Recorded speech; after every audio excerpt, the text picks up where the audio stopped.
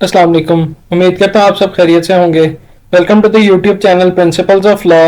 आज का हमारा टॉपिक है relationship between international law and municipal law, जिसको हम पब्लिक इंटरनेशनल लॉ के अंदर डिस्कस करेंगे। देखेंगे कि इंटरनेशनल लॉ क्या होता है, म्यूनिसिपल लॉ क्या होता है और इन दोनों का रिलेशन क्या है, और इस रिलेशन के मुतालिक कुछ थेरीज बयान की जाती हैं। वो थेरीज क्या हैं?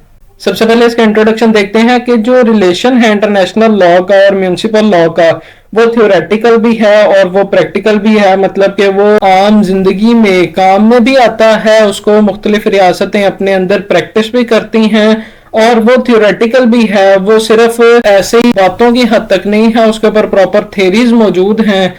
जो इंटरनेशनल लॉ है वो रियासतों के दरमियान के ताल्लुकात को चलाता है, जबकि जो म्यूनिसिपल लॉ है वो किसी एक रियासत के अंदरूनी मामलात को, उसकी हुकूमत को चलाता है, उसके लोगों को चलाता है, और ये ताल्लुकात कायम करता है। जो म्यूनिसिपल लॉ है वो एक इंडिविजुअल के दूसरे इंडिविजुअल के साथ, या फिर किसी एक इंडिविजुअल के उसकी गवर्नमेंट के साथ, उसकी कंट्री के साथ।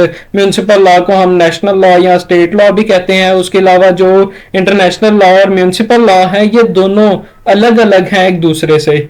नेक्स्ट हेडिंग है डेफिनेशन ऑफ इंटरनेशनल लॉ।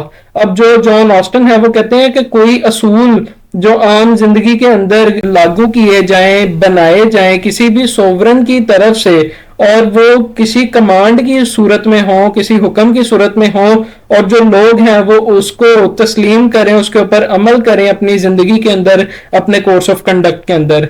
फिर उसके बाद एक जनरल डेफिनेशन देखते हैं। इंटरनेशनल लॉ एक मजमुआ है कुछ असूलों का जो एक्सेप्ट किया है, रिकॉग्नाइज किया है, तस्लीम किया है कुछ सिविलाइज्ड नेशन ने, ताकि वो उनके अकॉर्डिंग, उनके मुताबिक अपने जो अंदरूनी मामलात हैं, मतलब रियासतों के अंदरूनी मामलात, रियासतों के जो म्यूचुअल अफेयर्स हैं, वो उनके मुताबिक उनको चला सकें।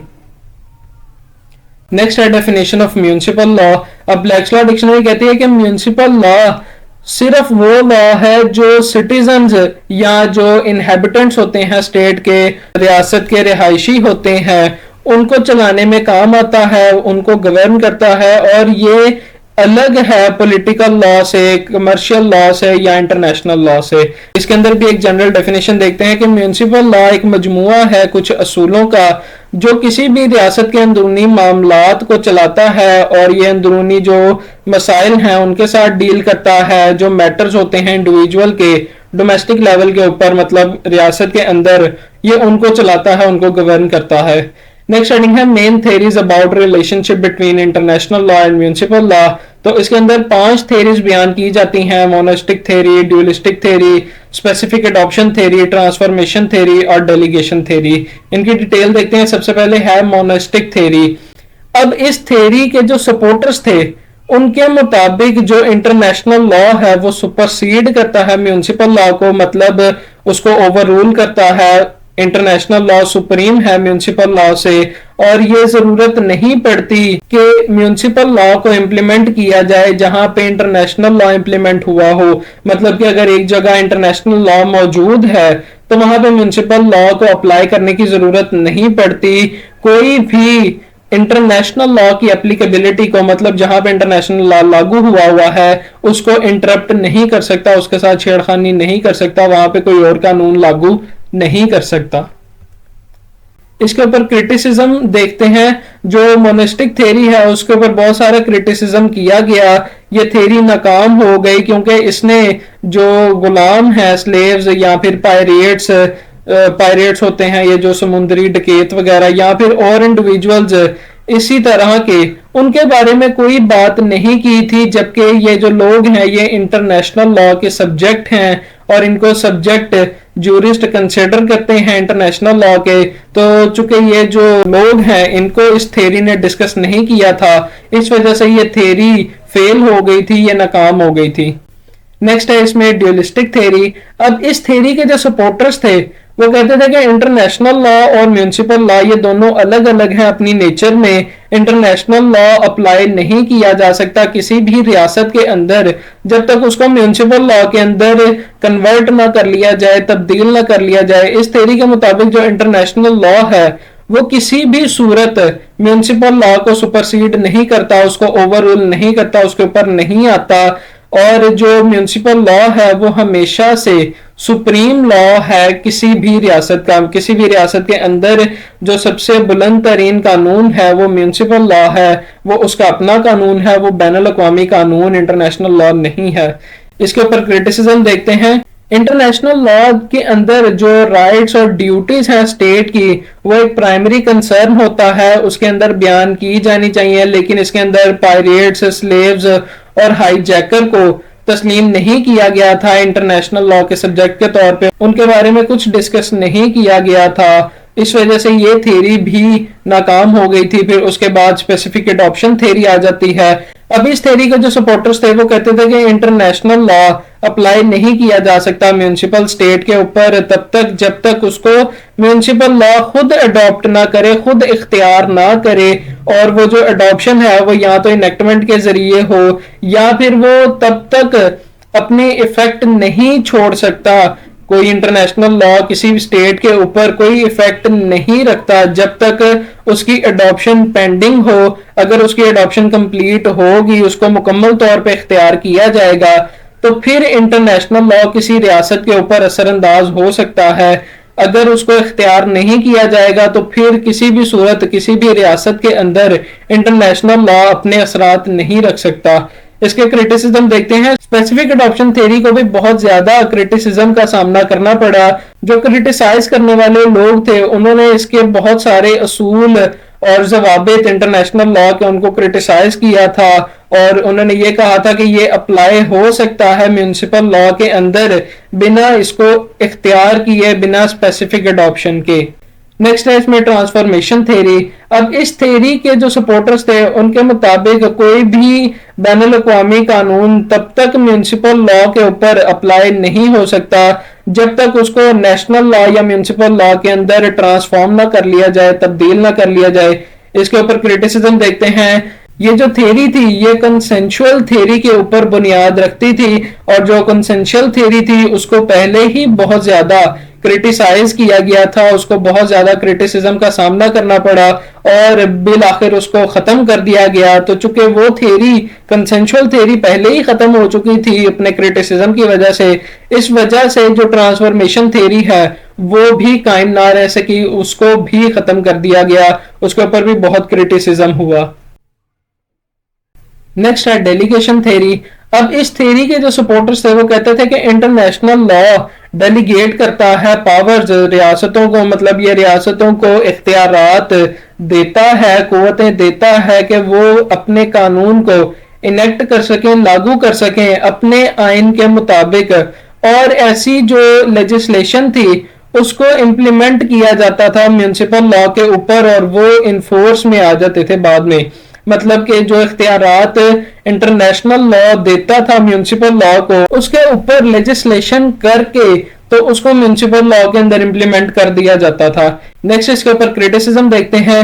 جو ڈیلیگیشن تھیری کے اوپر کرٹیسائز کرنے والے لوگ تھے وہ یہ کہتے تھے کہ یہ انکمپلیٹ ہے, یہ مکمل نہیں ہے, کیونکہ یہ ناکام ہو گئی ہے مکمل طور پہ جو تعلقات ہیں انٹرنیشنل لا اور میونسپل لا کو اس کو بیان کرنے میں.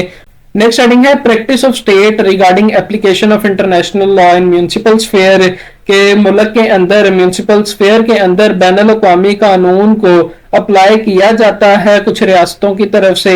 اب وہ کون کون سی ہیں دیکھتے ہیں. سب سے پہلے ہے پوزیشن ان بریٹین, برطانیہ کے اندر کیا صورتحال ہے. جہاں تک برطانیہ کی بات ہے تو برطانیہ customary rules of international law یا پھر وہ لاز جو ٹریٹیز کے اندر بیان کیے گئے ہیں ان کے اندر کچھ فرق رکھتا ہے ان کو اپلائی کرنے میں. برطانیہ کے اندر کسٹمری رولز کو جو انٹرنیشنل لا کے ہیں ان کو قانون کا ہی حصہ سمجھا جاتا ہے. اس کے اندر ہے in regard to customary rules کے, جہاں تک بات ہے کسٹمری رولز کی تو جو برطانیہ کی عدالتیں ہیں وہ customary rules of international law کو اپنے ہی قانون کا حصہ سمجھتے ہیں. پھر نیکسٹ ہے اس میں ان ریگارڈ ٹو ٹریٹیز کے, جہاں تک بات ہے ٹریٹیز کی تو برٹش پریکٹس کے اندر یہ بنیاد رکھتا ہے کنونشنل پرنسپلز کے اوپر, اور یہ چلاتے ہیں تعلقات ایگزیکٹو کی اور کراؤن کے اور پارلیمنٹ کے درمیان کے. پھر ہے position in United States of امریکہ, اس کے اندر in regard to customary rules, جو کسٹمری رولز ہیں ان کو یو ایس اپنے قانون کا ہی حصہ سمجھتی ہے, ان کو اسی طرح ہی ٹریٹ کرتی ہے. پھر ہے ان ریگارڈ ٹو ٹریٹیز کے، جہاں تک بات ہے ٹریٹیز کی تو یہ برٹش پریکٹس سے ذرا ہٹ کے ہے. جو ٹریٹیز ہیں یا جو اسٹیٹ لا ہے ان کو برابر سمجھا جاتا ہے. اگر ان دونوں میں کوئی تنازع آ جائے تو جو بعد میں آتا ہے وہ پریویل کر جاتا ہے. مطلب اگر کوئی قانون پہلے پاس ہوا ہے اور کوئی ٹریٹی بعد میں سائن ہوئی ہے، کوئی ٹریٹی بعد میں آئی ہے، تو اگر ان دونوں کے درمیان کنفلکٹ آ جاتا ہے تو ٹریٹی بعد میں آئی ہے تو ٹریٹی پریویل کرے گی، ٹریٹی جیت جائے گی. لیکن اگر قانون بعد میں آیا ہے اور ٹریٹی پہلے آئی ہے تو پھر قانون پریویل کرے گا، قانون جیت جائے گا دونوں کے مقابلے میں. پھر اس کے بعد ہے پوزیشن ان فرانس کہ جہاں تک تو انٹرنیشنل لا کے رولز ہیں فرانس ان کو اپنے قانون کا حصہ سمجھتی ہے، اور جو ٹریٹیز ہیں فرینچ کورٹ ان کو اپلائی بھی کرتی ہیں اور ان کو ایڈمنسٹر بھی کرتی ہیں. نیکسٹ ہے پوزیشن ان رشیا.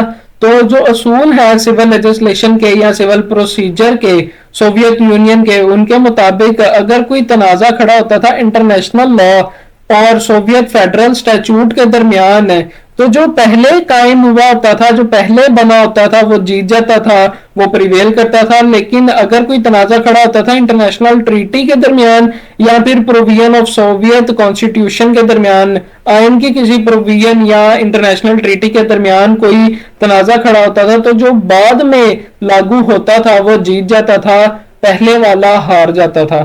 نیکسٹ ہے پوزیشن ان پاکستان. پاکستان کے اندر عدالتوں کے پاس اختیارات موجود ہیں کہ وہ بین الاقوامی قانون کی تشریحات کر سکتے ہیں، جو ان کے اصول ہیں ان کو بیان کر سکتے ہیں میونسپل سفیئر کے اندر.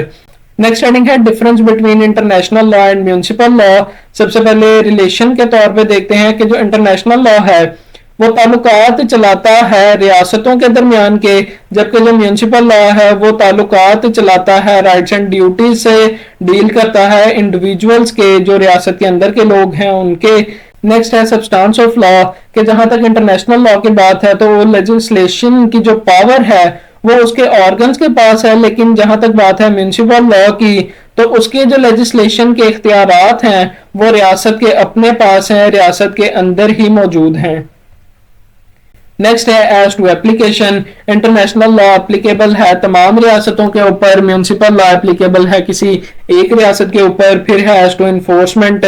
انٹرنیشنل لا کے پاس کوئی اختیارات، کوئی قوتیں نہیں ہیں جس سے وہ انٹرنیشنل لا کو انفورس کروا سکیں، لیکن میونسپل لا کے پاس اختیارات موجود ہیں، مشینری موجود ہے جس سے وہ انفورس کروا سکتی ہے قانون کو. پھر اس کے بعد ہے as to jurisdiction. International law کے اندر فورن ایلیمنٹس موجود ہیں جورسڈکشن کے حوالے سے، لیکن میونسپل لا کے اندر کوئی فورن ایلیمنٹ جورسڈکشن کے حوالے سے موجود نہیں ہے. پھر اس کے بعد as to conflict of law کہ اگر انٹرنیشنل لا کے اندر کوئی بھی تنازع موجود نہیں ہے سسٹم آف لا کے حوالے سے، لیکن میونسپل لا کے اندر کنفلکٹ موجود ہیں قانون کے حوالے سے.